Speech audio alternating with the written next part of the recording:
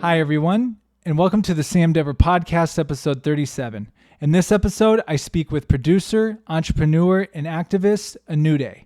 Anuda is someone I met in Las Vegas several years ago, and every time he and I would talk, we would always have a phenomenal, deep conversation. And we haven't talked in a while, so it was an absolute treat to be able to catch up with him tonight. I really look forward to you hearing this conversation. The book of the episode is going to be a book actually Anuda told me about years ago. The Book of Enoch. It has to do with the Bible. It's like an extended version of the Bible. I won't get into too much detail, but it talks of the Nephilim and the giants that walked the earth. And Onide had been telling me this about this book, and I immediately went out and got it. And I actually need to reread this. But again, the book of the episode, The Book of Enoch. And without further ado, here's my conversation with Anuda. Anuda, welcome to the Sam Dever Podcast. My guy, Sam Dever. How are you, my friend? Oh my gosh, I'm doing great. How are you? I'm amazing, bro. Life's good. I mean, life's crazy, I guess, in a global aspect, but personally, life is good. And you know what, man? Like, I'm just thinking back to all of our times back in Vegas several years back and conversations we had. You're one of those people too, man. I had some crazy deep conversations in the most random of places. In Vegas in particular. I remember one time we were downtown. We did an interview, I think, for the social media show with you. And you and I went to some bar. I can't remember what bar it was. It was somewhere downtown. We just started talking about religion and the Bible and all this. And you look at me like, yo, man, have you ever heard of the Book of Enoch? I'm like, the Book of what? You're like, you've never heard of the Book of Enoch? And you broke down the Nephilim and like all this stuff. Bro. And it's like, you've always been a guy, man. Like, I really just like, yeah. He's one of the people I talk to, you know, even if we haven't spoken in a while and you've been places, I've been places. I'm looking on your Instagram. You're over here in New York. You're in Africa. You're like all over. I'm like, okay, I just need to catch up with him. That's really how I'm viewing this podcast, man, because you have me curious to what you've been up to. Well, life's been crazy, you know, knowing from where I came from, you know, I really was focused on my music career and production and writing and doing that, which I still dabble in. I still produce. I still write. You know, I still collect my checks from there. But I really kind of went into this place where I hit my 30s and I really didn't know what the hell I was doing anymore. Wasn't sure what direction I wanted to take things. And so I just really decided that like I had to expand my knowledge, my experience, my understanding of really the world, because that's really all of our governance, all our technology, just the way that we operate as a society in general now is really going to be more global than it's ever been. So I just took the time to really just start traveling. I decided I was going to film a documentary, and that's evolved in so many different ways. And then along that path, really, I ended up in Africa, and really my strategy for how I think I wanted to approach my life personally and approach the way that I view the world changed. And that's really just put me on a completely different trajectory than I was on before. So life's been crazy over the last couple of years, man. It's been a wild ride. It's been a wild ride. Yeah, and I'll mention in there real quick. Yeah, you're an amazing music artist. And when I first met you, I know you were really pushing that. And so I guess maybe take me through what's been happening then.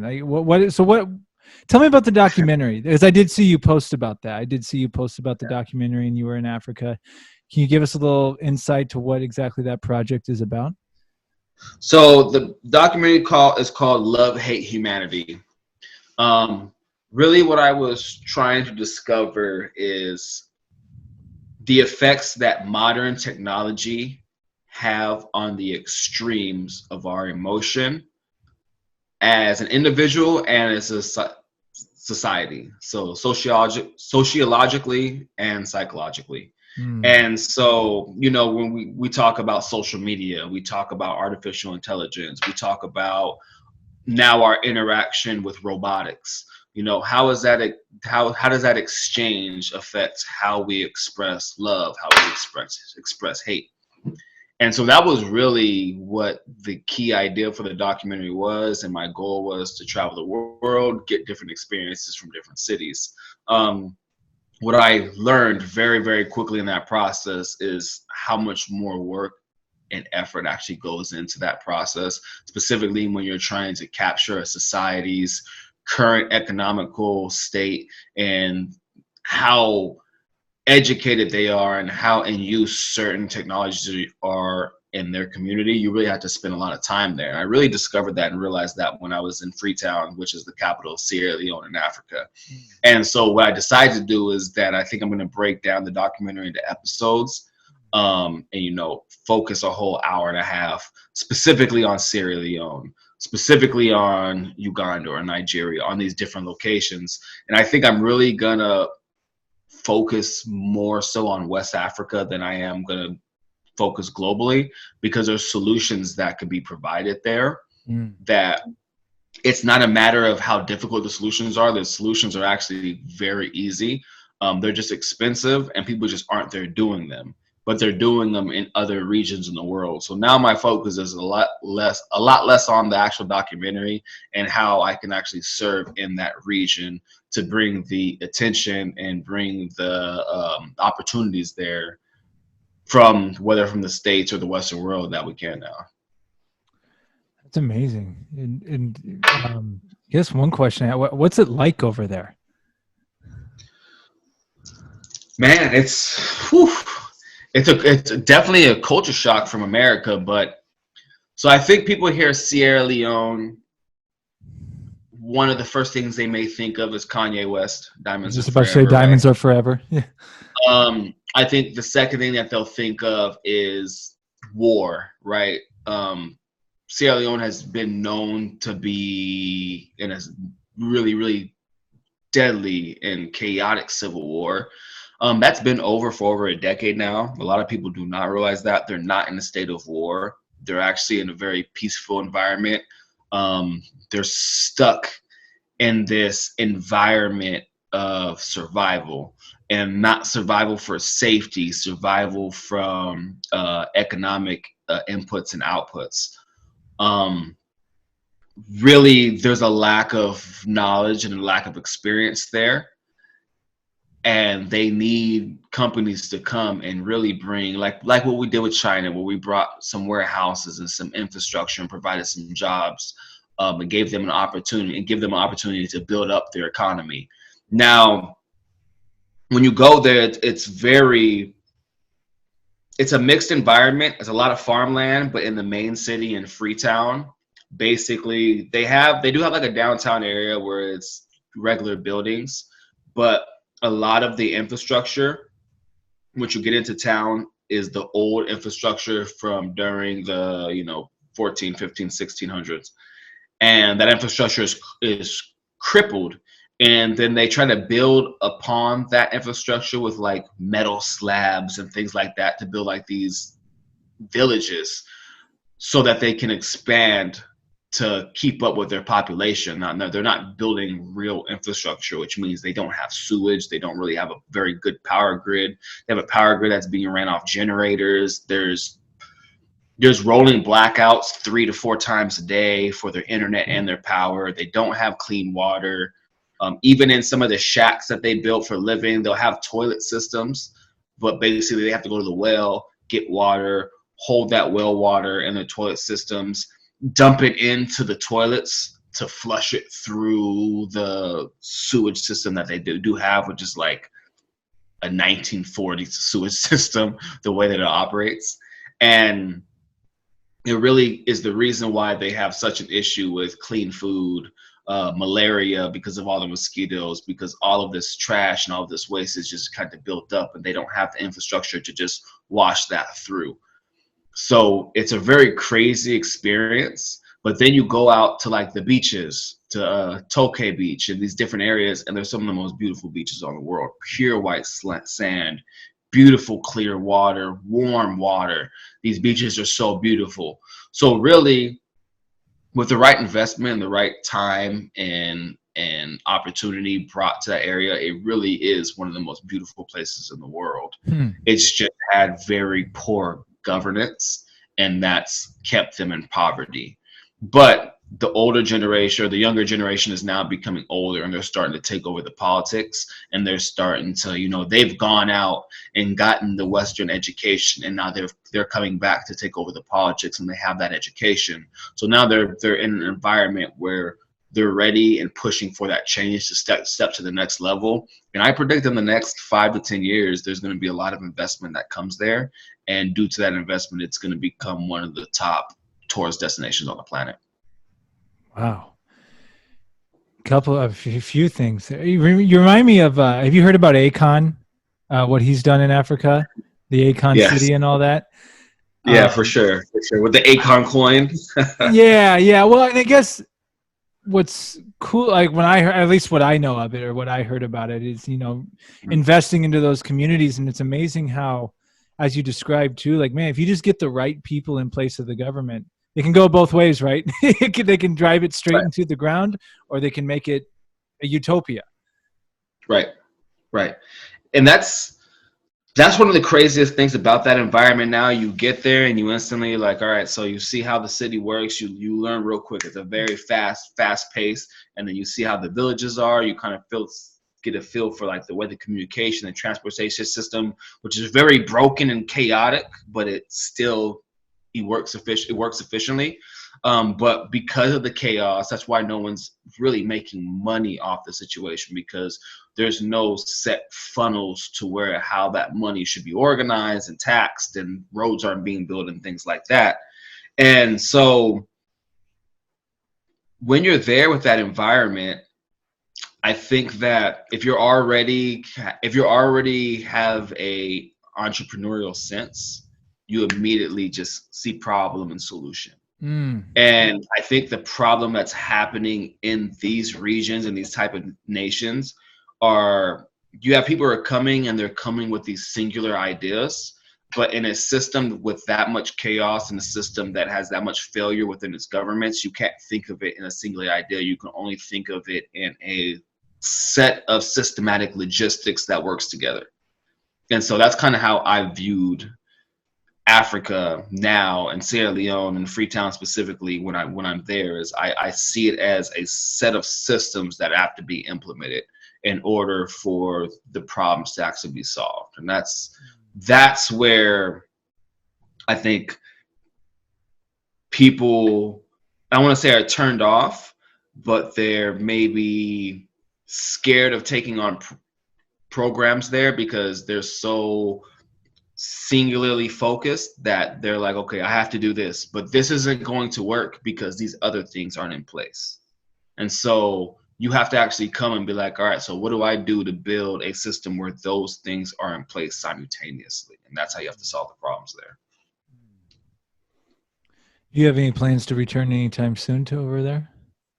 I will be back in Sierra Leone on March 28th. So in a couple of weeks, I'll be back out there. Wow. And one thing about just Africa in general, I was talking to someone else about this. I never realized how big it is. I think I saw something where you can fit the United States, you can fit Canada, you can fit Australia, which Australia is like the size of the US. It's insane how, because the map doesn't do justice on how really big it really is. Of course not. Over there. Of course not. And the crazy thing about it is that goes back to psychology. Like, this idea that the map is how it looks specifically just because that's the only way the map could be put onto a two-dimensional surface is obviously not true. You can draw it however you want it. So that's ridiculous. So it goes back to where it's a psychological thing, right? Where they're in a period that they're building what is known as our like most modern version of the map in the globe. This is a time period where America is trying to bolster itself as, the most powerful influence on the planet. And so a lot of people don't realize is like, a lot of this shit is psychological. They create those maps specifically to give this image of this power in the nation, because at the time when they're building those maps, there wasn't TVs, there wasn't movies and social media and these other ways to influence us. So they had a lot simpler ways of trying to paint this picture. And that's why maps like that exist, where America looks huge. But when I flew into Africa, I had to fly from from New York, no, from Atlanta to Belgium to Brussels, and then you fly from Brussels, which is in Europe, and you fly to Sierra Leone. And so you have to fly over the Sahara Desert to get to Sierra Leone. And the Sahara Desert itself is the size of the United States. So that Dang. flight is so fucking long. And you're just looking down. I was there, like, it was nighttime. Yeah, nighttime into the morning. So I over there at night, and then I got to see it in the morning when the sun was shining. Like, going over the Sahara Desert is one of the most fascinating things ever. It's just rolling sands, and like you see these random little like villages that pop up. It's really a crazy experience. But yeah, So that flight is ridiculous. The Sahara Desert's fucking huge for the sure. Sahara Desert's just as long as the United States. That's crazy. Yeah, it's like going from north to south in the United States and east to west. It's like the Sahara Desert is basically the size of the United States. Dude, It's that's very insane. close. It's crazy, bro. It's really crazy. Man, it just makes you I'm wonder rolling. too. Yeah. I'm Go ahead. rolling up marijuana. So anybody who's watching, if you're offended, I Join apologize. a new day in a toast. uh, you know what, man? Because yeah, it's like, they say Africa's the motherland, and how much secrets and knowledge is there. And I think about stuff like the Congo in the jungles, and Right. what's in there, like this uncharted territory for most people. That so it's interesting why you say that. Why would they want to? And here we go with the conspiracy talk, but like, why would they want to make it smaller? Why do they want? I bet it makes complete sense with what you say, and tying it in what you're saying about social media. I'm sure you and I can talk an hour or more on this, but just the psychological warfare that happens with social media alone. When I was talking to you several years ago doing the social media show, I'm like, oh, social media, it's great, blah, blah, blah. But now I'm like, oh my gosh, I was pushing crack. Right. I was pushing crack amongst the people, and social media crack. And it's like, Right. I look at it now, man, and I'm grateful for it because, you and I are doing what we're doing right now. We stay connected. That's cool. Like, that part of it's cool to me. But then, like, I've really learned, especially as of late, man, really being careful what I ingest on there into my mental mind frame. Because it's just Right. constant, as my one friend calls it, programming. Like, they call it TV it's programming. It's programming your mind. And it is, for sure. And really, we can debate going into conspiracy, and we can debate that these systems were not just some kid in their basement creating a cool platform, that the CIA was already involved, and there's all kinds of theories you can go in. We can debate those things. But I think really the unknown kind of conspiracies, I don't really try to spend too much time on them. I try to focus more on like the obvious kind of common sense approaches to where the problem and solutions can be. And I think right now the most common sense attainable approach is really just addressing corporations and their marketing platforms, because that's really where it comes from. That's really where the control is. That's really where the reason why our data is so valuable is because it's valuable to these companies. And so these companies are basically able to go in here, get this full access to our data. And then you have to also think that most of these companies have some kind of contract, especially when you're talking about like the data collecting companies and social media companies, with departments like the DoD or the CIA. Like, these are known. This is the reason why you have Mark Zuckerberg and other of these big tech giants having to have these interviews in front of Congress and having to give these depositions, is because they do have government contracts. And so we need to have a full understanding of what those government contracts mean. And because obviously, if we're not very careful of regulating that, then these corporations and these tools such as Facebook and Twitter, they really become an arm of the government. If it's just as easy as a company to send a lobbyist over, hey, you work some policies in our favor and we'll give you full access to our data. and then you have the government who implements these policies because of COVID-19 or because of the war in Iraq and 9/11, which are supposed to be for our security, but which gives them the ability to invade our privacy in a way that they weren't able to before because we're so freely giving it online. And then being able to take that and utilize that to really imprison people and put people in jail and in prison without a trial for many reasons. We've seen this with hackers in the past. We've seen this with Julian Assange and different leakers and things like that as it's happened over time. And so it's something that I think that we're realizing now, that technology can't just be this thing that expands around us. It has to be something that we participate in, because if we don't participate in it, it's going to become a very, very useful tool to really control everyone in every sense, in every way that they weren't able to before, especially with the implementation of things like the blockchain and Elon Musk's Starlink. You know, just think of these things as a collective power to monitor citizens, and it becomes a very scary idea then. So I think that the main thing is we have to participate in the change and the exchange of data. I liked Andrew Yang's idea of basically saying, hey, you know, okay, I'll sign, you give me a breakdown of what the data is. We can do some kind of contract when I sign up for your website where like I approve what data can be sent to you, but I also I'm compensated for that data, right? Because you're basically taking my data and making money off of it. So if we have a program to where the individual is now making the money from the data, then it becomes a fair exchange again. And that's democracy more so than anything, I think. Okay, because that was going to be, so by participating, you mean the user getting a kickback for offering their information as well? Yep, exactly. Every time their data goes and there's a data set that's being sold and their data is part of that data set, that's every time that gets purchased, there's an account that's set up through that social media, and it goes, you know, whether you use Ethereum or Bitcoin as the payment, right? You would use obviously a digital currency since it's a digital process. Pay it out in the digital currency, and then I can transfer that digital currency into fiat currency and be able to utilize it economically.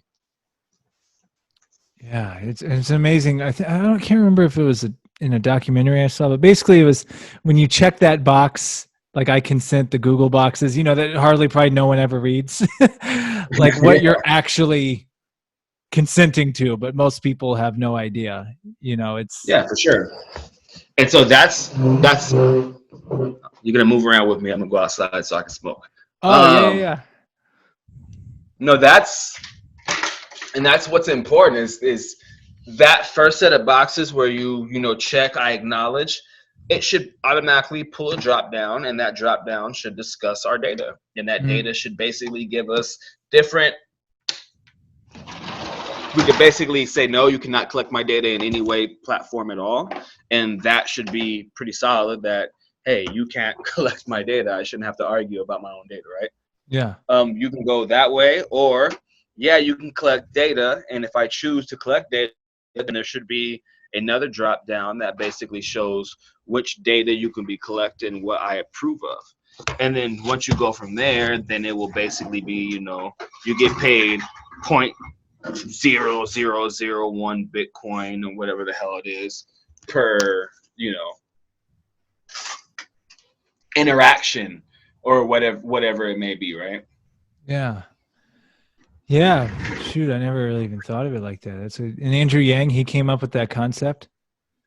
Yeah, well, I mean, he didn't really come up with it. It was just something he subscribed to. It was a concept that was around for a while. He was promoting. And, he just, was like, hey, this is something that we should utilize even more so. I mean, and his main thing was basically UBI, Universal Basic Income, which the reality with UBI is that's going to happen eventually. And whether it's in 10 years, whether it's in 50 years, I think we shouldn't be so hung up on the amount of time it takes to get to something that is inevitable. If we know it's inevitable, it's actually economically smarter for us to like, okay, if we know this is inevitable, let's get there the quickest way we can. And so with the expansion of technology and artificial intelligence, they're going to slowly chip away at infrastructure, and we're gonna lose jobs. Many jobs are going to become unnecessary over a period of time. It's debatable what that period of time is for each industry, right? Right now in Vegas, you can go to bars and be served by a robot. In China, there's hundreds of bars where you can be served by robots, your food and everything. This is a thing that's happening. And then you have Elon, who is now went from not just his cars, he's now producing more robots than he's producing vehicles. And so these are things that are absolutely going to happen regardless of anything. So the best thing for us to do is to operate in a way that is already prepared for that transition, as opposed to trying to fight it and slow it down and hold on to this old infrastructure that we have, right? Yeah, I'm curious to get your opinion because I've listened to Andrew Yang a few times. He makes a lot of good points. I don't know if you're familiar with Naval Ravikant. He's talked about it a little bit about too, but basically we'll get to this point where people basically we're like creatives at the end of the day. Human beings are creative, and eventually, like, by getting rid of the jobs and having the universal basic income, people will be able to just create all day. So my question to you, for people like you and I, that's like the lotto. Like for me, that's like hell yeah. Like let's just make shit all day, like Elon, make it all day long. If you're a music artist, a painter, whatever you are, do it. But like an argument against it I've heard, which is interesting, is not all people may be like that, and they need jobs for their own self-worth and for something to do. I'm just curious to get your take on that. What do you think it's going to do to human beings and our civilization if we head that route? Or do you think we'll just adapt to it and it'll just be the way it is? We're already adapting to it. That's what the blockchain is. That's what NFTs are. That's what NFTs are. NFT is our generation. The generation of kids right now is growing up with NFTs now. And so guess what? They're doing everything digitally anyway. So everything's creative digitally anyways. Creating avatars. Every single kid has an avatar, whether it's on their gaming system, on their social media. That's creative. They're expressing themselves creatively by utilizing these tools. We're already in that process. And so technology is a very strange thing because we experience this with every industrial revolution. The technology gets developed. All these people come out and they make all these conspiracy theories about this technology. Technology still gets developed and it takes over and it ends up changing the economy. Like that's going to happen. So it's happening now. And you can't look at 50, 60, 70, 80-year-olds and really be concerned and think about your business plan based off their opinion because it's completely fucking irrelevant. They can maybe affect government policy a little bit because it's mostly a bunch of old guys hanging up there. And so they may slow down the process through policies in the government. But ultimately, doesn't fucking matter. The young guys are eventually going to get those positions that understand these technologies, understand the processes of it. And because of that, this idea that we need to have these original World War II, Second Industrial Revolution jobs is not relevant in the way that these kids are growing up. But is that good or bad? That's where the argument can come in because these kids are growing up on social media, and social media is a very, very fabricated environment that definitely does not always align with the actual physical and emotional experiences of the real world.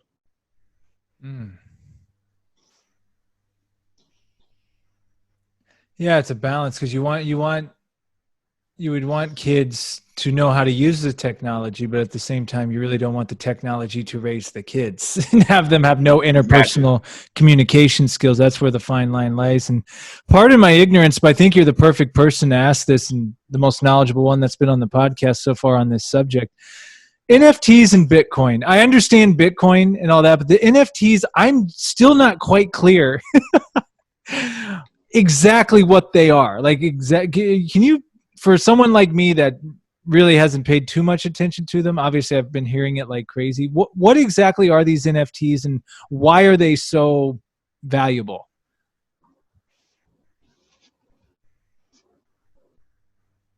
Got you. All right. So you're talking about what is the metaverse? So the metaverse is, for just simplified understanding, a digital version of our world. Virtual So reality.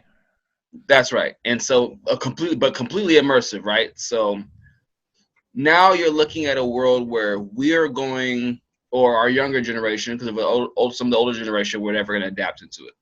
But a lot of the younger generation and all businesses, every business that exists will have to operate in this world. Will have a avatar that they will interact with this world in, right? This world is just basically a digital version of the world. So it's creatures that move around, that can pick up objects, that walk, that talk. There's buildings. It's just like our world, right? So then what happens is, all right, we know this world's going to exist on many different platforms. And so the next question is, how much amount of time will the average person be spending in this world, right? So let's say that that amount of time is equivalent to the amount of time that, or a fraction, let's say it's 50% of the amount of time that people spend on social media. Say somebody spends 12 hours a day on social media.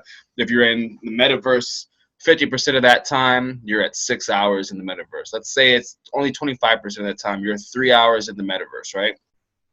Well, when you're in the metaverse, you're experiencing things with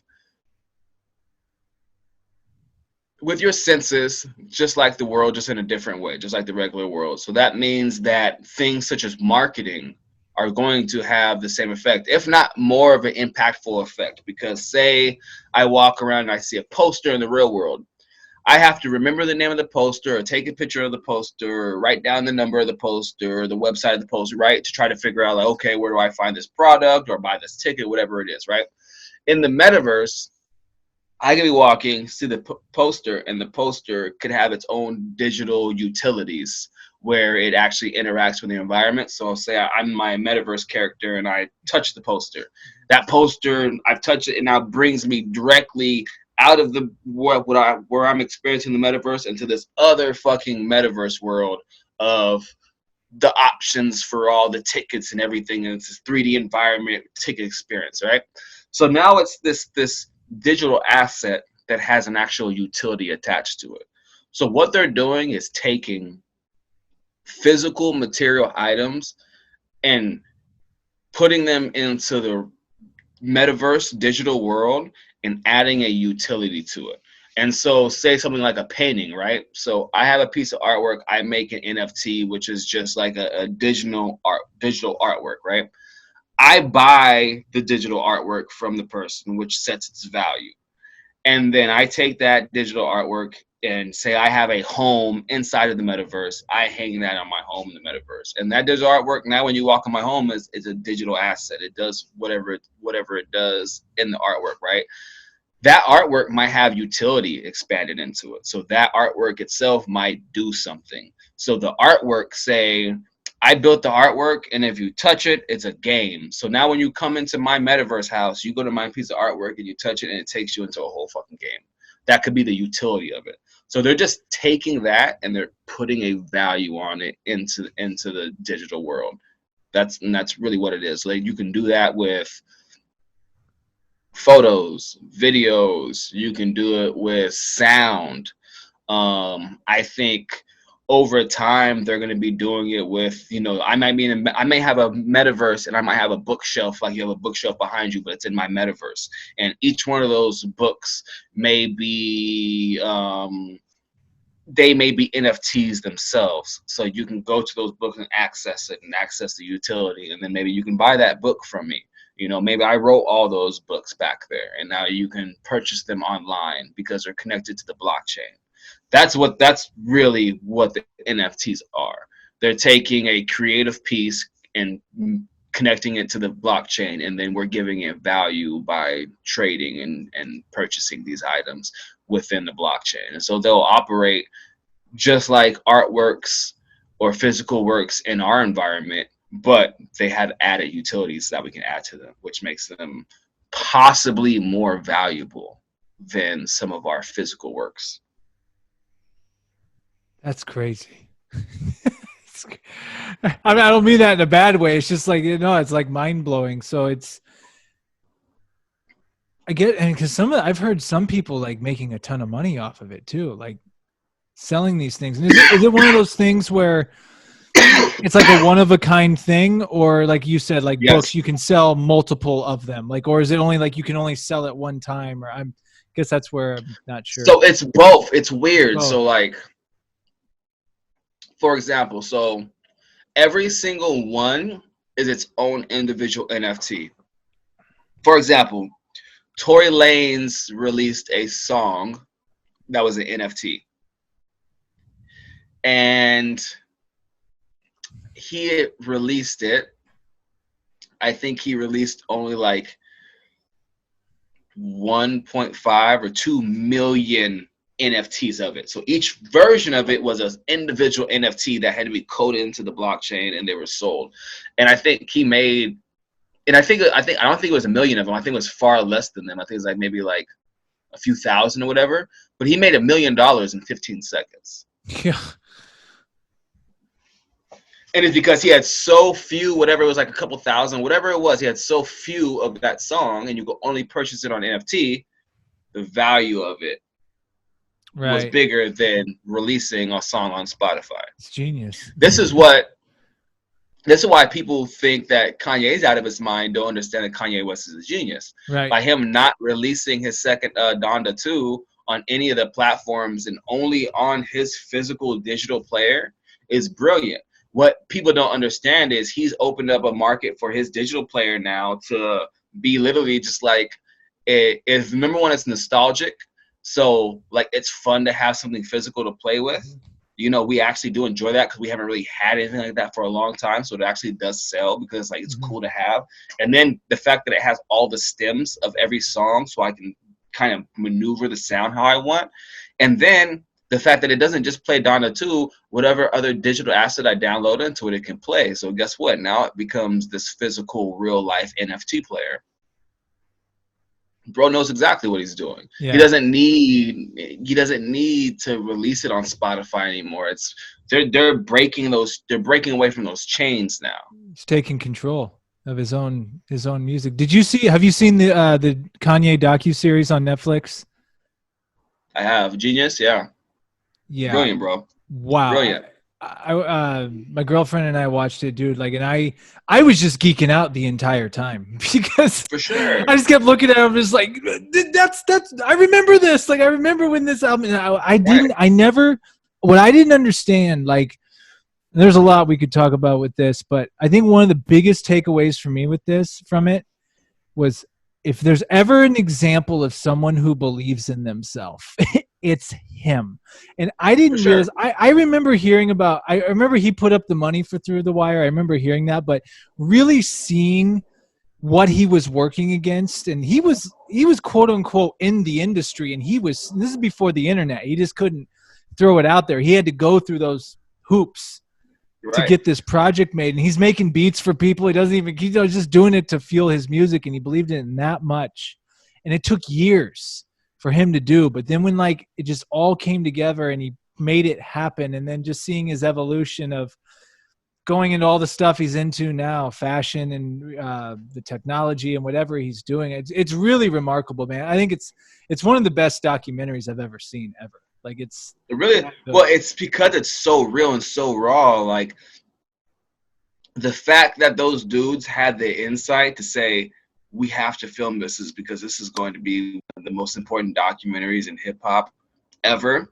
Like Cootie's a for them to have genius. that intuition, that insight, and to be there for those moments, and to remain there for those moments, even in Kanye's process of becoming full of himself, when he went through that God phase, when he had that God complex.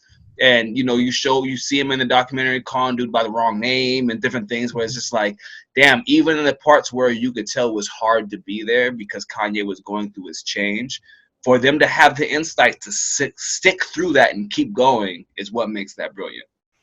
Very great point. Because yeah, I think it's worthy of the Oscar. Like when I watch it, it should win an Oscar. And like for Cootie to leave whatever he was doing just to go, okay, I sensed something. He like gave up the comedy, everything. I'm just gonna go start filming this guy. Because the footage, man, it's like, especially if you're a hip hop Kanye fan, it's just like, dude, this is beyond gold. Like this is footage I never even knew existed on some of this stuff. And it just really Imagine the patience it took. Imagine the patience it took for 20 him. years. The patience and the work that took. He had to sit there and watch Kanye go through all these phases and sit in the background and watch this man in order for his ultimate dream, ultimate goal to come to fruition. That's very, very, very incredible and brilliant in its own sense. And I watched it and just hearing his story on top of what his process was of collecting it and his experience of collecting it, and then having to decide when the right time to drop it is, having to decide, okay, this is done, it's time now, having to make that decision. Especially look at everything that's happening right now. This is all content that could be part of the documentary, and he had to decide, okay, this is where we draw the line. This is where the story's told.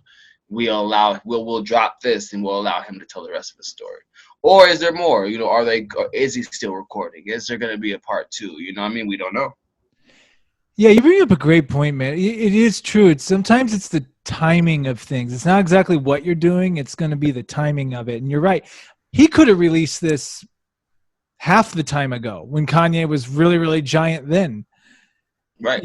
But to have that patience, like you just said, to be like, no, I'm gonna see where this goes. And sure enough, all the other Kanye stuff that's happened, he pretty much caught up toward the end of the documentary. Not to give it away, but it's incredible. But no, I'm glad. You appreciate that documentary, because I don't know, because some people, I think with Kanye, I don't know how many people because I know people like you and I, man, we were there following since College Dropout. Right. But people that maybe caught him on to him late with all the craziness or whatever it is, they go, oh, who's this guy? So I think it really, really just paints that picture. Oh, and here's one of the most powerful things in the whole thing I saw. And I knew how close he was with his mom, or at least had heard. But man, you really got to see how big of a force she was in his life. Right. Like, she was probably the one person that could truly keep him in check. And she was there. She was right there. Like, she was at the shows. She was on tour. She really was there. She really was involved. And she really did tell him, like, you can absolutely do anything. Like, you're not going to be stopped. Like, and it showed that, like, that shit worked. It might have been extreme, but it worked. Yeah, and they were doing charity stuff together. They had foundations, and then the one quote she says, I think he put it in there twice. She's just like, "Remember, Kanye, a giant looks in the mirror and he sees nothing." Stuff like that, and you could just tell, like, he was humble with.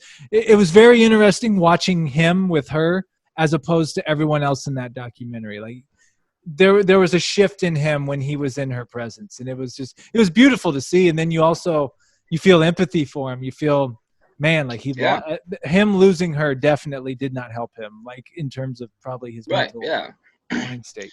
Yeah, he wasn't acting on that. That was a real bond that has affected him ever since, and you could see it in the way his entire world changed after her death. Yeah. He definitely coped or attempted to cope with it very, very publicly, you know. Let me ask you this. What's your take on the whole music scene now these days? That's trash. You know what? It's we're in a transition, right? Yeah. I think that I wish there was something that was going to come in and stand as a balance to where too much of the music scene becomes fully digital, and so there's still a kind of raw talent aspects to it. And I think we're losing that space. And because of that, it's becoming easier to make. And it's just like, I think music is affected by the same thing that everything else is affected by. And it's that this rule that says hard times create strong men create good times create weak men, and weak men create hard times.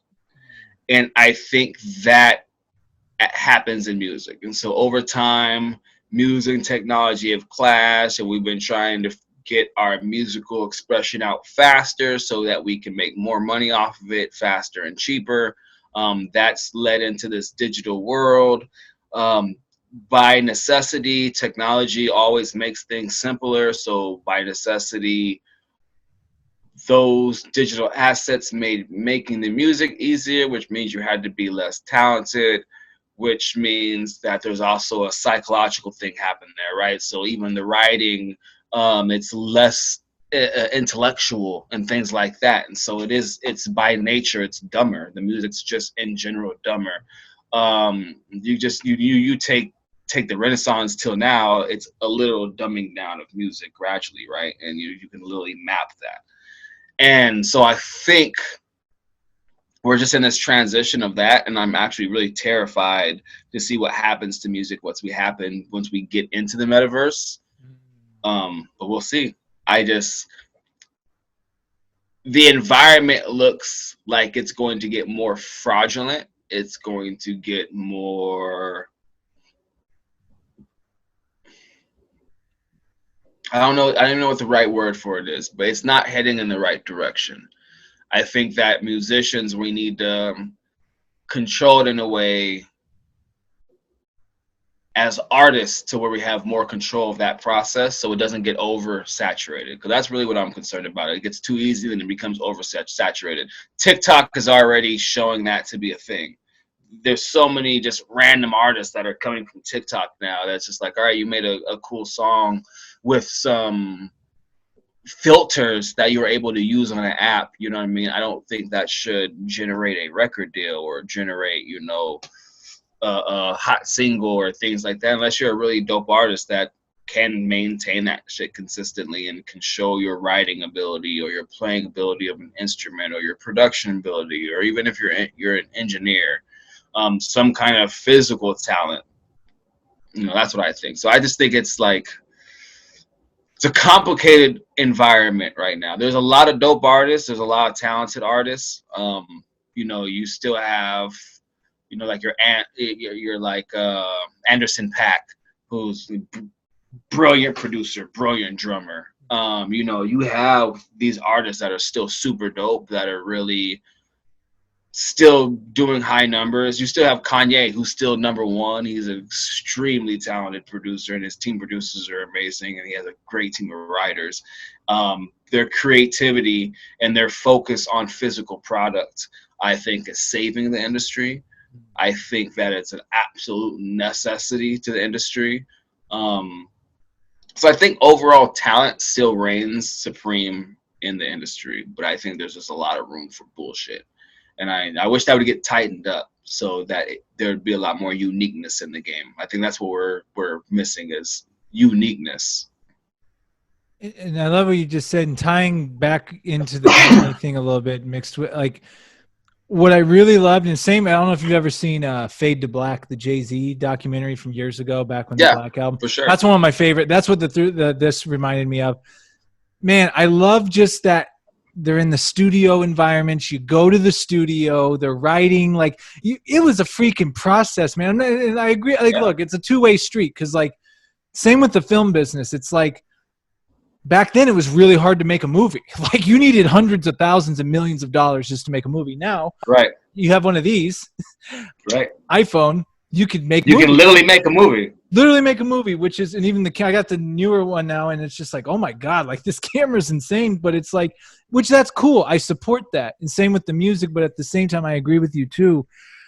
It's like it does kind of oversaturate, and it does dampen kind of the whole thing a little bit. And it's not to say that there's not going to be great shit still made, because there will be, but there's also going to be a lot of other shit that just kind of is all over the place. And I don't know, that just that early 2000s area, late 90s, early 2000s, man, like just watching, like, you know, Kanye going in the studio, Pharrell, and he jumped in on one of Ludacris's studio sessions. Ludacris is literally riding out in the car. Like to come, I'm like, it's crazy. It's crazy to see that stuff. Isn't that dope? I'm just like, it really just shows you, like, this is what they do. Like they do this, and there's no special filters or apps or no, it's just their talent and some high end recording gear. Like, right. I think this documentary really humanized the experience for a lot of people, because I think a lot of people have like these overly like magical ideas of what happens in those environments in their mind, and I'm like, nah, bro, them fools be sitting in the car or sitting in the bathroom on the toilet writing. I'm like, it's not like they're working. It's not what you think it is. You have the conspiracy theorists who think they're like down in a dungeon and writing the song with the devil, and then you have other people who think they're just like in a fucking cocaine frenzy and naked bitches everywhere. And it's like, nah, bro, like this is, when it comes to writing and producing music, like there's what they show you for music videos and there's what they show you on reality TV, but in real life, it's not like that most of the time. You know, I mean, you have some artists who do function that way. They write better when they have a group of people hyping them up. I noticed that a lot with these younger, newer rappers who are writing content that's more like shock and awe, right? Oh, he said that was real funny, or that was crazy, or ooh, you know. Those kind of rappers, it seems like they usually have like a bunch of people and they're all just getting real turned up. But you have an artist like Drake. Nah, he's in there. He's in there here, they're writing, really going in and really tapping into his deepest emotions and putting out the best product he possibly can. You know, there's a difference in the way that art is conducted. Yeah, and I guess none of it's really it's just, it's not good or bad. Some people, different strokes for different folks, I guess. You know? Yeah, it's not a good or bad thing. It's just that people draw their motivation and their inspiration from different things. Okay. And we got a little more time still? I'm good, bro. Okay. It's debating. So is the world coming to an end? No. Is the world coming? That's a valid question, bro. You'd be one guy. You and a couple others in my circle would be. So you'd definitely be someone I would ask that. Let me ask you. Where's the world going? Where's the world going? I know we've talked technology and stuff, but what do you think whether it's the powers that be, whether it's the corporations, where do you think this is all headed? I think that if you were to be honest with yourself and take a look at the world from a non-biased viewpoint, you would have to accept the fact that late 90s, early 2000s conspiracy theorists were correct. Really, bottom line. The idea was there were technologies that were being created that is going to create an environment in the world where, and pardon me if I sound really biblical right now, but this is just our reality, where they will control the ability to buy, sell, and trade through a singular point. It's really that simple. They want to be able to have pure access to the data in a digital way that they can access through a convenient way that is always attached to the body. That's what the conspiracies revolved around, and that's what literally they're telling us in the news is happening. now these days. That's, you know, the digital ID that the UN keeps talking about, that will have our passport records, our IDs, all those things into it. Just a very overinflated version of what China is already doing. Just, you know, just like a credit system, which, I mean, we already operate in a credit system, but this is a credit system to really an extreme. And so that's, I don't even think it's a question if we're going there. Like, we're going there. That's what happened. It's, you know, they used COVID, whatever you believe about COVID, whether it was released intentionally, it was actually an accident, it came from bat soup, or it came, you know, where I believe it came from the lab. None of that matters. All that matters is how did our governments conduct themselves during that process, and that tells you all you need to know. You can They focused our argument on where it came from, and the reason why they focused our argument on where it came from is because they didn't want us to sit there and pay attention and be like, well, look what these dumb motherfuckers are doing right here. And if you really pay attention to what happened, it was either stupidity or incompetence. And I absolutely do not believe these people are incompetent. I think that it is convenient to portray themselves as being incompetent because it softens up how we view what's happening in their decision making.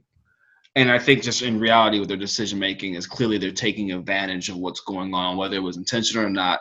It happened, COVID did happen, and they're taking advantage of it to move forward with the things that, you know, benefit them in the long run.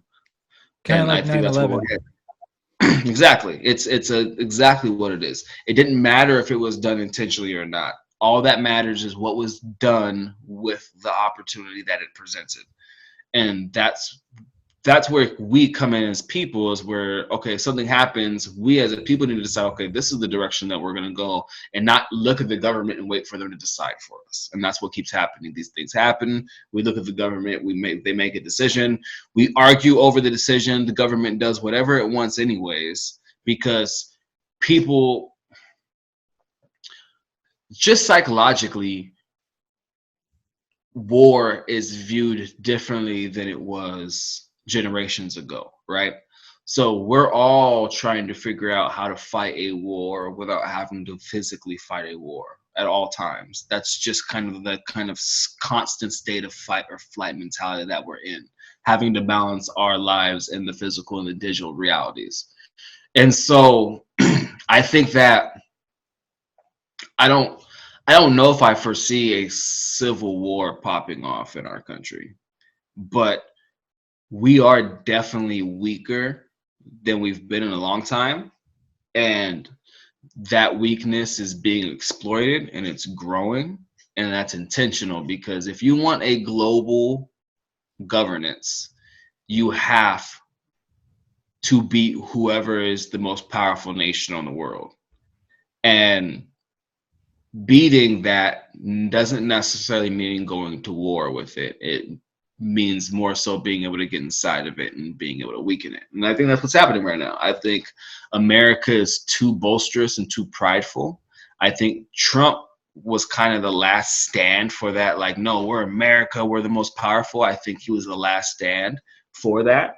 And I think the idea is to weaken America and get us in line so that we're just integrated into this government as opposed as a leading power in it, like we have been for the last, century. And so you can definitely see we're going to go down in the power curve. You will know it. And this is really the big thing. This is what the big change was. This is what happened. The Dutch to the British to us, and then now us to more likely China, is there'll be a change in who holds the reserve currency. And that's where China is going right now. They're making all these deals and doing all these movements and changes and really getting on board with cryptocurrency because they want to be the reserve currency. Because the minute that they become the reserve currency, all the contracts and deals and power structure starts to move towards them. Then the nation who's in power, which will be us, we're not going to just like allow the power to go away. So we're going to become a lot more combative. And that's probably going to, we're seeing that right now. We're in that process. We're being a lot more combative towards China as they're starting to grow and expand and gain their power.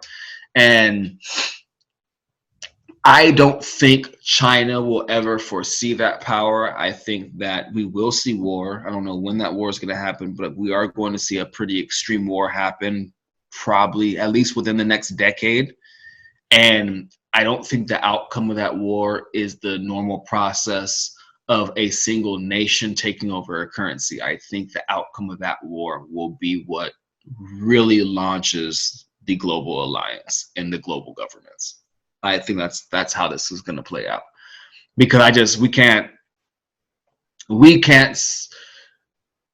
survive another third war to go completely into world war. So in order for human beings to survive, we have to avoid nuclear confrontation, and that's the only thing that I see avoiding that is somehow, some way, some global structure is created. Now, is that a good or bad thing? Again, that's debatable, because the question is, none of these people are doing a good job at running cities, states, countries, nations, blah, blah, blah, right? Who or what group of people has the foresight, insight, compassion, empathy, global understanding to be able to successfully and efficiently run a global government? I don't think that group of people actually exists. And so the people who would be running this global government will not be efficient. And so where does that lead? I think that's my biggest concern, is where does that lead? Man, that was well said. Couple of some things I'll add on, piggyback off of. What, I don't care what you believe, one side or the other, with the whole pandemic. Whatever you want to believe, you believe, right? But one thing that we did see more than anything, and you said it, we got to see how governments, even at the local level, operate in times of panic, and most of them crumbled like a cookie. And it's like I never realized how important excuse me, like even at the local level, your city government, like those people that you vote in for your city council and the mayor and all that, when things go down, those are important roles especially. And now seeing like, wow, these people really don't know what they're doing. Like a lot of them, they really don't. Yeah. They're not leaders. There's zero leadership amongst many of them. Right. And it really exposed that from the local to the national level. Just for sure, you don't care about us. Like, not at all. The interesting thing about that is that it wouldn't matter if it was all orchestrated or it wasn't orchestrated, just to speak directly to conspiracy theorists and non-conspiracy theorists.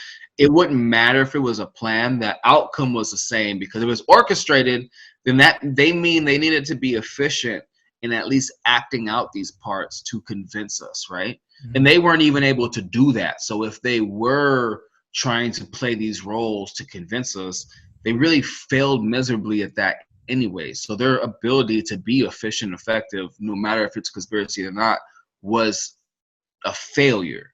So it doesn't really matter about the conspiracy part of it or not, because they're failing at what they're trying to attempt to do anyways. And that should be enough to spark the community to be like, all right, so these guys, whatever it is they're fucking doing, they're failing at it. They're not staying consistent. They obviously don't know the science enough to be consulting us on what it actually means to trust the science, right? Because they keep changing the science weekly, monthly.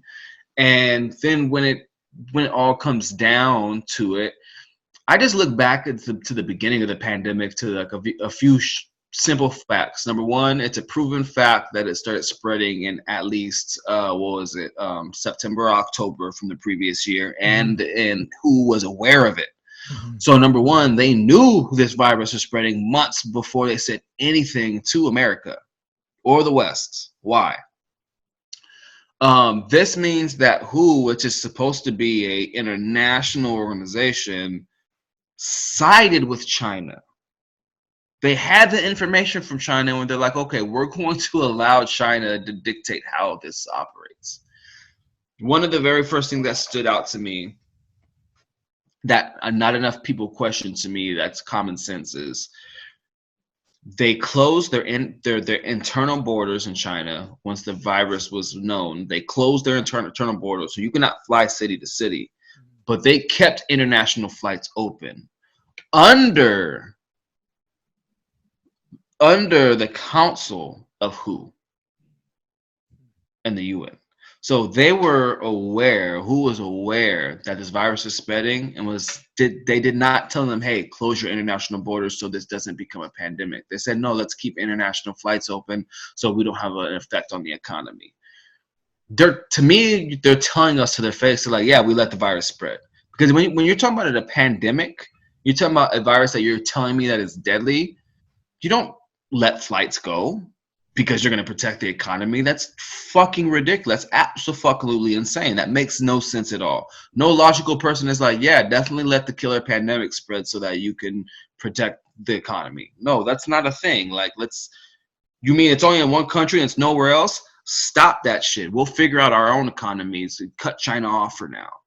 Period. They like cut them off. We'll give them the assistance that they need so they can get that under control. We'll figure out our economies. We can get shipments and shit from other places. You know, we can stop the transport of specific technologies right now. Like, our infrastructure is good enough. We're okay. We're able to stop the economy for the beginning of the virus. We can, so it didn't make sense from the beginning. The fact that they kept those international flights open tells me that, like, they knew the virus was going to spread. There's no possible way it doesn't spread. People are in the country, the virus is spreading, now they're flying to other countries. There's only one result in that. The minute that became public, I didn't believe a word they said after that, because that's so disgustingly evil to me. No matter what the reason behind it is, if they're looking at this virus, they're like, people are going to die, let it spread. They knew it was going to spread if they kept those international flights open. And from there, that's when I just was like, all right, this is going to be a shit show. And it was a fucking shit show. The whole thing was a shit show. So, like, I don't think any of us know it all, but when I'm lied to, I don't look at the liar for the solution at that point. And so that's the reason why, like, that's my issue with, like, vaccinations. You guys told all this lies, and now you're forcing a vaccine more than anything that you've ever forced in the world. And I think that, like, I should not know. No, we should not know if each other are vaccinated or not. No one else knows about any. Do you know anybody else's other vaccines? Have you ever cared about what their vaccines were? It's a personal choice. I do not care what vaccine you have. I don't care. I absolutely do not care. And especially after this situation, had bodies started dropping in the streets, like those fake ass footage they put out in the beginning. Remember the beginning of the pandemic? They put that. Yeah, I remember hearing about it. Yeah. And it was like supposedly just bodies just dropping in the streets. Had that happened, then I would have been like, you know what, yeah, if we have fucking a vaccine that's helping us, like, yeah, okay, there's bodies dropping in the street. Let's get this shit and push this shit along. Even if there are side effects, it's a balance. It's about figuring out what's best for yourself or for the circumstances, right? Say that bodies are dropping around you and a few people are catching a few side effects. I think that if you see bodies dropping around you, you're probably going to get the vaccine. I just think naturally that's just what's going to happen. But if you go outside and the world looks pretty much like it did before, and you're healthy and you're like, yeah, but it's not really a vaccine and or a pandemic that you're trying to push on me, and now you're trying to say that I absolutely have to get this vaccine, and I've gotten sick already. I was fine. I have my body's built up its own immunities. Why do I need this vaccine when now the numbers are showing that the virus is being passed around by vaccinated people? It doesn't make any sense. It doesn't make any sense. It doesn't make any sense anymore. This whole thing is just, it's gone too far. And what it tells me is that they're taking it and they're extending it intentionally. They're doing it intentionally. And so you just have to think, why? What is the purpose? Other than, they're making money off of it, obviously. The vaccine I'm sure is making trillions of fucking dollars. There's a financial side of it. There's a power side of it. But I think there's always a bigger picture, though. I think there's always a bigger picture, something that's more hidden from us that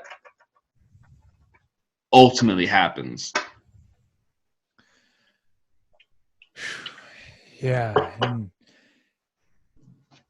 something I'll add on to all that is just what's been amazing to watch for me is just how easily it is to divide, like how easy it is. And tying in our whole conversation again, it doesn't matter what end of the spectrum you believe they don't care either. The point is, as long as we have some over here that think this and some over here that think that, perfect. Because we're just going to keep them arguing over these points that we just blast in the media over and over again. But like you said earlier, but what's really going on in the background of all of it? Regardless of where you think it came from or it didn't come from or whatever, that's not the point. The point is you're going to be arguing about this person over here, and you guys are going to totally lose who you are and get deep into rage and not think about anything else but this is my enemy. Right. But it's like, and that's one thing that I think probably taught me the most during this time is like, and that's what's really caused me to really take a step back off of social media, besides just from the networking aspects. Like, you know what? This is all programming, and they're trying to get, and I've fallen in it, man. I'll admit, I've fallen into the political traps, the whatever, and then I catch myself and I look back, what was I doing? It's something new every day. It's something new and it's something different. And as soon as one thing phases out, they bring you the next thing to go against people with, So that's why I guess what I'm trying to say is that's why when I hear about what you're doing, man, in Africa and like, that's real shit, man. Like, so good for you for like transcending out of this. I'm like, all right, how can I actually help the world? Because we need more of that. I think that I'm here, bro. Like, what else am I? What are we really doing? This get super rich and then party at all the nightclubs across this world. I mean, what are we doing here? Like, I think that the biggest problem that humanity has right now is that we haven't taken the time to just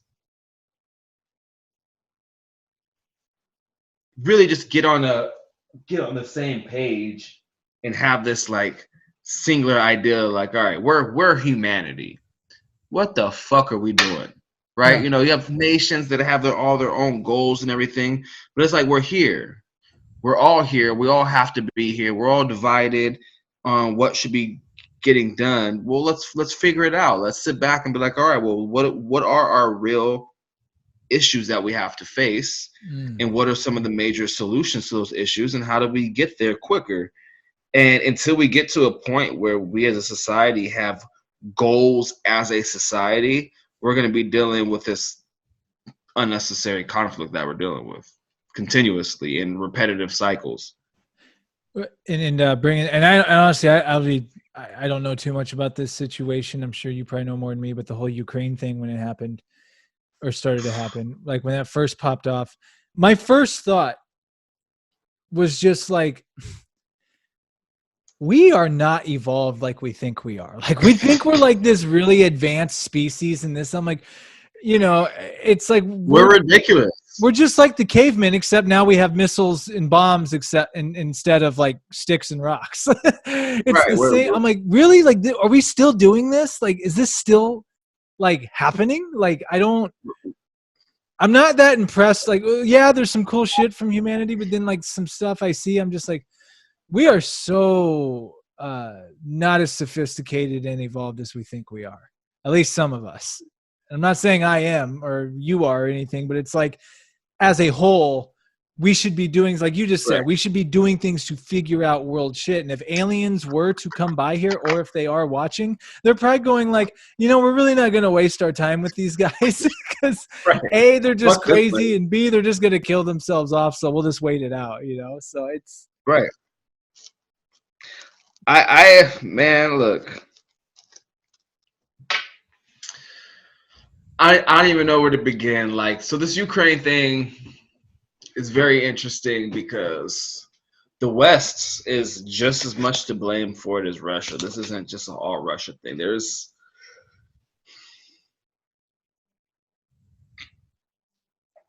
Vladimir Putin is a communist. He's a dictator, more specifically.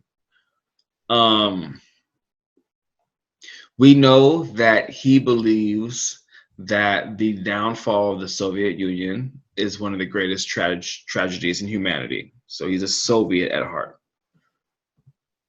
Now, for years, he has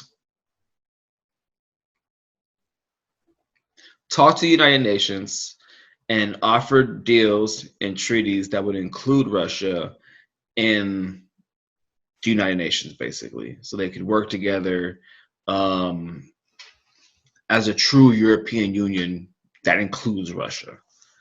For whatever reason, the UN was not having it. NATO specifically wasn't having it. They were not willing to open arms to Russia. Now, if you're a new leader in a growing society that has to worry about the safety of your people, economy, and things like that, and you have this group of European nations who were created to destroy your country at your border, and they keep encroaching on your border over time. They're recruiting more nations, and they're getting closer and closer to your border, all the way to the point where there's only one nation left, and that's Ukraine. And you've told them over and over again, and Obama promised you, we are not going to expand NATO. NATO expanded. Even though Obama promised you that would not happen, NATO expanded. And now we've gotten to the point where Biden's in, and there's only one country now between you, and you have told NATO over and over again, do not expand to my country. I will defend myself if you expand NATO to my country. NATO was created to destroy this nation. We are no longer the Soviet Union. We are Russia now. So there's no reason for NATO to see us as a threat or to expand their weapon systems towards our borders. Now, they've continued to expand those systems towards the borders. Trump calmed it down. Basically was like, hey, we're not worried about Ukraine. We're not going to sign these deals with Ukraine. Ukraine's not going to be part of NATO. Putin's like, all right, cool. He's chilling, right? Then Biden comes in and the Ukraine and NATO talk kicks back up. This is what happens. Why poke the bear? For what is the reason to even open up the negotiation for Ukraine being in NATO? When strategically we all know what it looks like from the outside looking in as much as we can without, actual data from the government, but from how it looks from our standpoint, having Ukraine as a buffer nation makes sense for the situation that Europe is in with Russia and NATO. And integrating Russia in some way into that collaboration makes sense too, as they're a European nation. So there's obviously something more there that we're not understanding, because none of this shit makes any sense. Just trying to expand NATO doesn't make any sense. Putin is obviously more cornered than we realize he is for him to take these actions. There's more going on there than we know for him to take these actions. Because he knows he can't just go head-to-head war with NATO and the United States. He knows he can't do that. Look how much he's struggling with Ukraine. Granted, he's only got 8% of his forces in Ukraine, so still like 90+% of his forces are still in Russia. So granted, it's a small amount of forces there, but he doesn't want to. I don't believe he wants to go to war with NATO and US because he can't win that war by himself. The only way that war can even be a possible thing that could happen is if North Korea, Iran, and China are all in on this, and they're all simultaneously going to strike, and then the shit hits the fan. Like, that's the only way Russia would really. Russia can't just go against us all by itself. There's more to this. There's something more happening there. There's definitely something more happening in this process. And again, you can expect it to be exploited.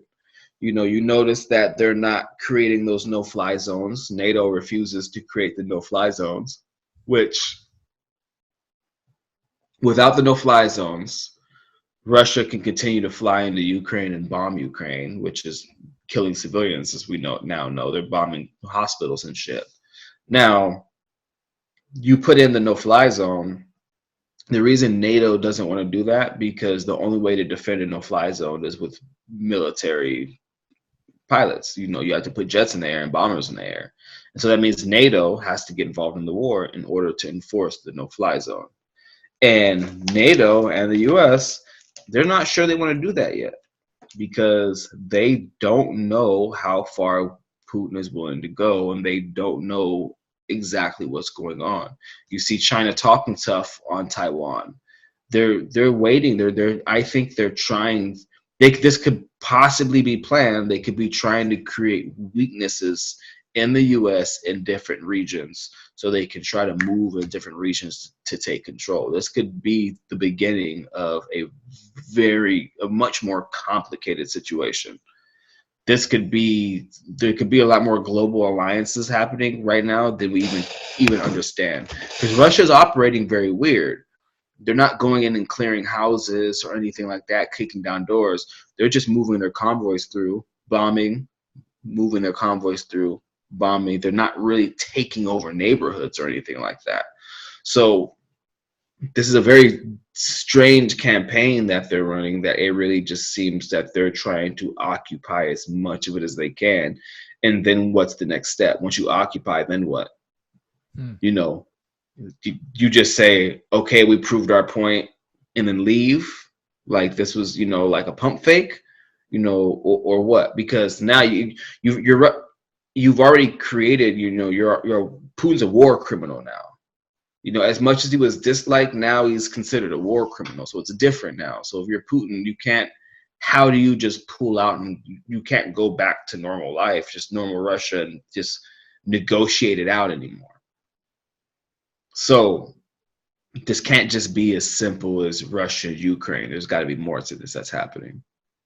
But interesting enough, this conflict becomes complicated enough and it drags the US into it, then that starts becoming expensive for us at a time where China's whole focus is trying to take over that reserve currency. And so that creates another situation to where that could become a real world possibility, and that creates a very different dynamic in the world. Oh, it's a lot to take in. It's intense, man. Ukraine is a very intense issue. It's not simple at all. It's very, very, very complicated.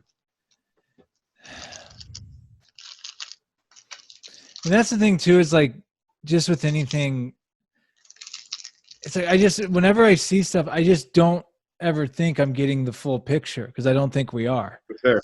You know what I mean? Like, whether it's with the pandemic, whether what's going on, and I say this with all due respect to anyone who has been negatively affected by this or have lost their lives, but it's like, when people come to me and are all heated and like, did you see blah blah blah? Did you see blah blah blah? I'm like, whoa, calm down. What? Where did you see that? CNN or Fox? I'm just like, because if it came from either of those sources, like, I'm not gonna like take. Right, you gotta check it. It's biased. It's intentionally biased. Right. So it's like, and that's what I realized too. I'm just very, very cautious now on whatever if you tell me the sky is blue, I'm going to go double check that. Like, Yeah, I'm going to sure. go make sure. You sure it's okay? Oh, maybe it is blue, but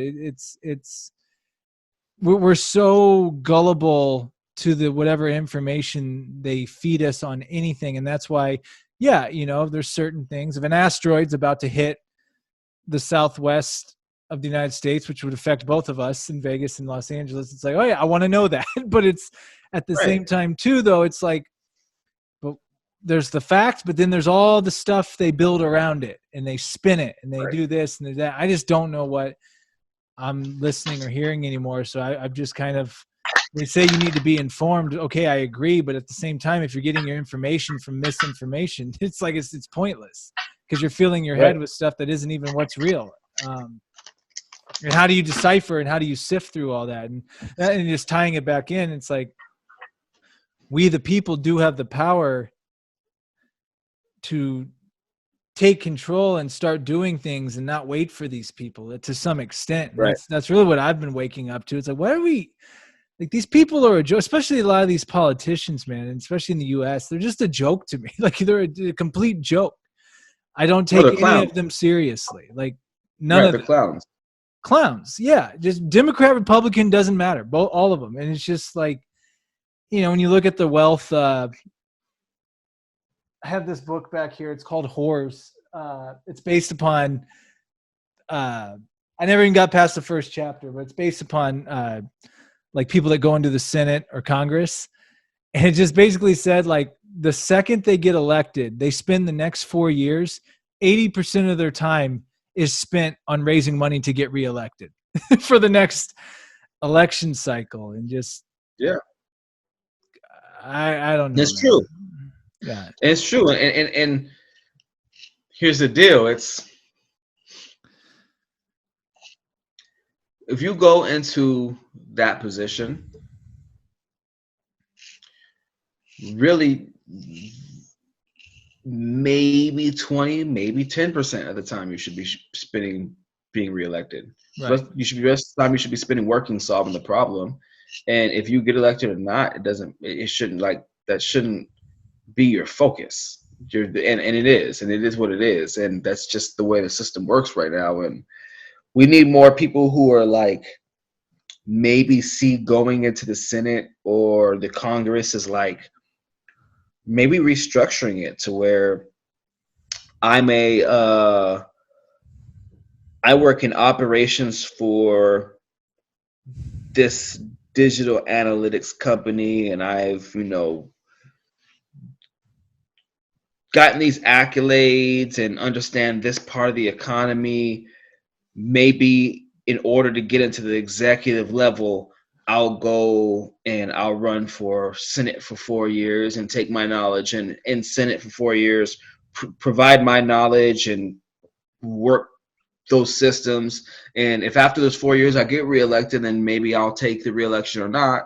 But as a part of that experience, now I have an open door into the executive team of this company.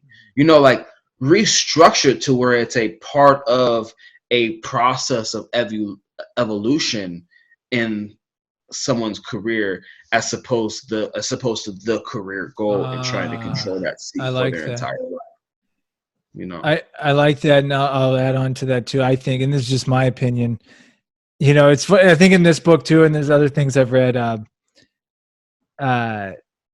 these people go in with a net worth of like nothing, and they leave and they're worth magically $15 million. I don't care what anyone says, and call me a whatever. Like, I'm for capitalism within reason, but that's bullshit. It's like the leaders of the country should not have financial motive. I'm sorry. That should just be the rule. I'm just like, you shouldn't.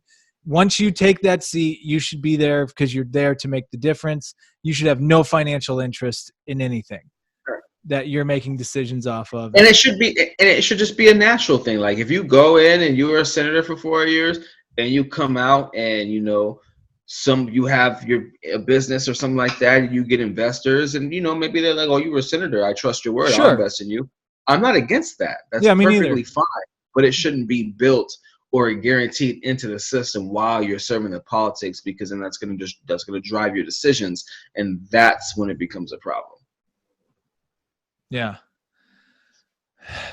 Yeah, man.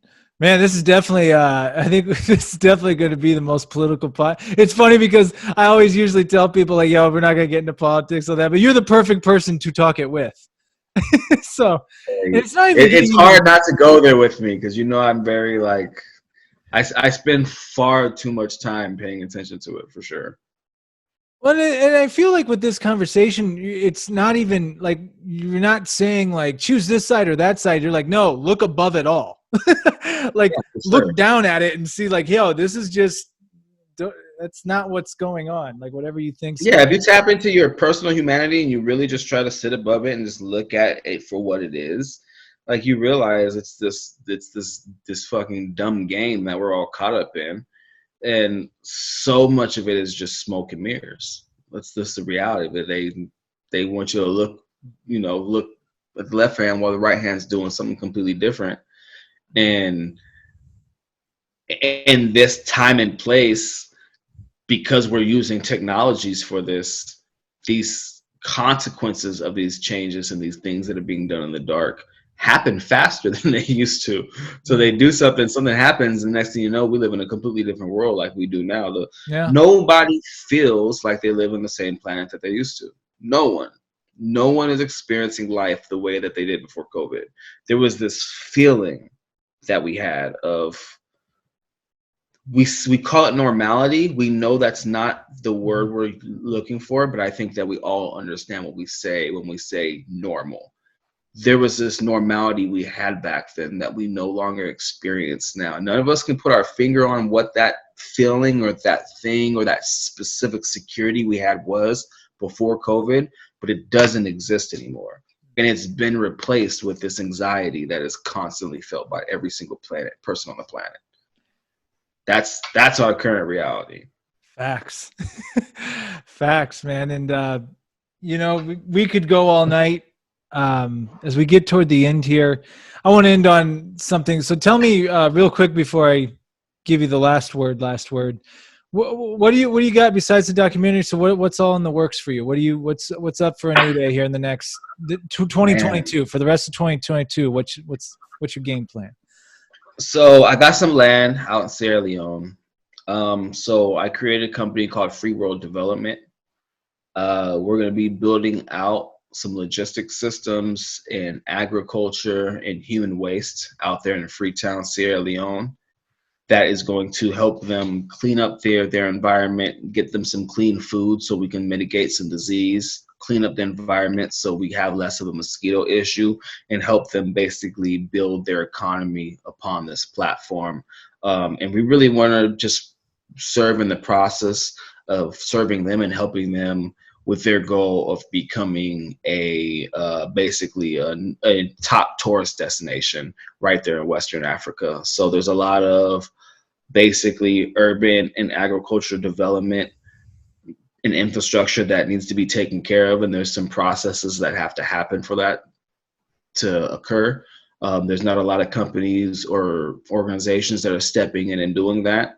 So I decided that I want to build that program out. So I'm going to be opening up an investment fund to get that taken care of, and I'm going to be doing a public option, basically some public funding to basically help get that program off of the ground pretty soon. So I'm pretty much just in the strategy and logistics process of that, getting that all written up, getting my decks all done, getting that all created. I'll be back over in Sierra Leone in a couple weeks, basically going over, doing a final survey of the land, figuring out where our specific facilities are going to be, closing out some contracts and stuff like that. So that's pretty much my main focus right now. That's amazing, man. That's awesome work that you're doing. Yeah, man, it's a good time, man. It's good stuff. The great people over there. There's an amazing opportunity out there, and I think that there's a dual side. We get to help the people and really give them an opportunity to live a modern life where they can experience the levels of health that we experience in America and not have to worry about clean water and disease. We're at a point now where these technologies solve these problems a lot easier than they used to. It's just a matter of getting people out there to do the work to build the systems up, and getting the funding for those kind of things to happen. And then this also opens up an opportunity for investment, from America. Um, I am really big on getting a lot of urban communities to jump into investment platforms, get investments. That way, there can be a relationship built between the African and the Black American community to bridge that gap. So that's something that I've been working on as well, and trying to influence that the best way that I can. Well, that's awesome, man. It really just sounds like you're on your purpose, man. Like you're on your purpose. Like you said, why are we here? It's like you're finding that thing, at least for the time being. I'm sure there's going to be many more, but right now at this moment in time, you found, oh, I'm supposed to be doing this right here. And that's a beautiful That's how I feel, for sure. That's a beautiful thing, man, because not many people I feel get to experience what you're doing right now. Like truly having that calling and just going all in with it and saying nothing else matters. This is what I'm doing. And it's making a difference. So I really give you props for that. And before I give you the last word, if anyone wants to get in touch with you, follow you, get a hold of you, what is the best way for people to get a hold of you? IG, really. I think my social media that I use the most is my IG. Anuda the Great. Anuda the Great. Anuda the Great. I think my Facebook is Joseph Anuda Bryant. My Twitter is Anuda the Great. That's really the best way to get a hold of me. Also, my email, anudathegreat@gmail.com. I'll have a lot more information about Free World Development coming out. The website will come out soon, and that will give a breakdown of all the different platforms, from our recycling center, our water filtration plant, our vertical farms, and show all the possibilities for investments and everything like that. Dope, man. And and we'll put the links in the description to all your handles and everything. And what cool. I always give the guests the last word. It can be as deep or as shallow as you want. It can be an idea. It can be a concept. It can be anything, man. It can be a joke. What do you want to leave us on? I think that more than ever, in the times that we're going to be going through, that we need to lead with love. We're in a very polarized society. We have all kinds of differences of opinion when it comes to politics, when it comes to sexual orientation and all of these things. And it's creating all this division. And I think that when we interact with people, whether we agree with them or not, that we should always lead with love. But also, when leading with love, it is important to also be capable of violence. Because if your enemy or your opponent is capable of violence, or you're not capable of violence, then you risk not being able to protect yourself, not being able to protect your friends, your family, and if it comes to it, your nation. So always lead with love, but be capable of violence, especially in the world to come. All right, man. Well, dude, Anuda, thank you. Actually, real quick, it reminds me, I don't know what president it was. He said something like, I don't know, be still but carry a big stick or something like that. I can't remember what. Yes. Is that Roosevelt or what? Which one said that? I can't remember. I can't remember. Maybe it might have been Roosevelt. But yeah, something similar, or even Bruce Lee. Be like water. You have to be able to form to whatever circumstances that you're dealing with. Those circumstances may be full of love. Those circumstances may be full of violence. But you should be like water. Don't be the cause of the ripples. Just be able to react to them and form to them. Yeah, man, I dig it. Well, Anuda, stick around for 1 second after I hit the stop button. But man, thank you so much for doing this, man. This has been far too long and way long overdue. We'll have to do it again. While, man, sure. And absolutely. I'm really happy, man. I'm really happy and impressed at everything you're doing, and I really think it's remarkable. not only you just finding this purpose, but I mean, you're helping a lot of people in a place when it really gives perspective. Like the things we think are big deals or the things we get mad about, dude, they're nothing to get mad about. Like these people need clean water and sewage systems and stuff that we don't give a second thought to. So doing the Lord's work, man, I really, really happy for you. And I look forward to seeing where this journey takes you. Appreciate you, brother. Thank you. All right, man. Till next time. Peace.